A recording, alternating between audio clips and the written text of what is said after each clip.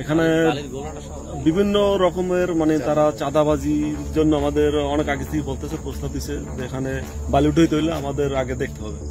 এই দেখার না কারণে পরে আমরা মানে এইভাবে অনেক অত্যাচার অন্য কিছু করে ওইদিনকে 2 দিন আগে আমাদের পালি জাহাজ আইছে, তখন আমাদের মনে করেন এইখানে টাকা নিয়ে আসছে, তখন মনে হচ্ছে 2,40,000 টাকা। তখন সে 12/10 করিয়া যত লাঠি ছোটা নিয়ে তারপর বিভিন্ন রকম ধারালো অস্ত্র নিয়ে আঘাত করে তারপরে সেটা নিয়ে যায়। সে যে ভিকটিম সে এখনো কিন্তু হসপিটাল আছে, আমার শ্বশুর নিয়ে যায়। এই যে মজ্জাম, তারপরে তার ছেলে, তার 2 ছেলে, এরা মিলে জেলে আর কি। এখানে বিশাল আরো লোক ছিল আমাদের যারা কাজ করে লেবার, তারাও ছিল। তারা এক পর্যায়ে একজন অ্যাক্সিডেন্ট হয়েছে, গুরুতর এখন হসপিটাল জালবাড়ি, ওখানে ভর্তি হওয়া ছুরি দিয়ে তাদের আঘাত করছে।